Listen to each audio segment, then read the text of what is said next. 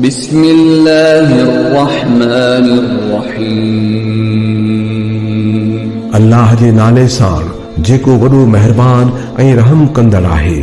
कसम आहे फजर जो ऐं 10 रातियुनि जो ऐं 22 ऐं 21 जो ऐं राति जो जॾहिं उहा मोकिलाए रही हूंदी आहे। छा हिन में कंहिं अकुल वारे लाइ को कसम आहे?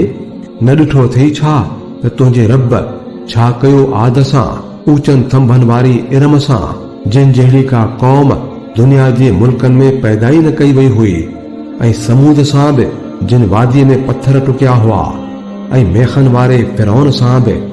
इहे उहे माण्हू हुआ जिन दुनिया जे मुल्कनि में ॾाढी सरकशी कई हुई ऐं मंझंदि ॾाढो फसाद फैलायो हो। नेठ तुंहिंजे रब मथन अज़ाब जो ॾंडो वसायो।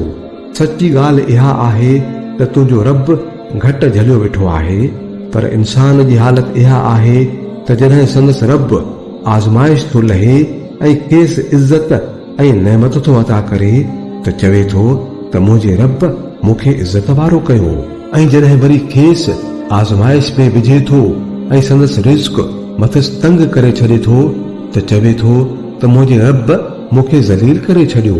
कॾहिं बि न।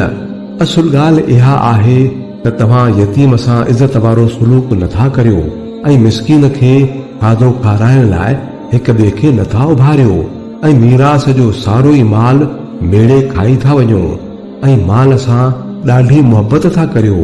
बिल्कुलु न। जॾहिं ज़मीन खे खूब कुटे कुटे ऋण पट बणायो वेंदो ऐं तुंहिंजो रब हिन हाल में जलवा अफ़रोज़ थींदो जो मलाइक सफ़ूं ॿधी बीठल हूंदा, ऐं जहन्नुम उन ॾींहुं आॾो आंदो वेंदो। उन ॾींहुं इंसान खे सम्झ पवंदी, पर उन वक़्तु सम्झ पवण जो कहिड़ो फ़ाइदो।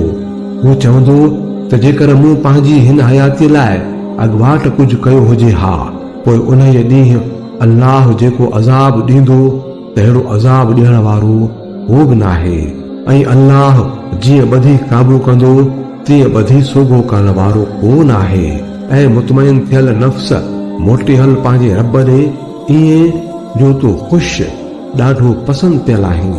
पोइ शामिल थी वञ मुंहिंजनि नेक बाननि में ऐं दाख़िल थी वञ मुंहिंजी जन्नत में।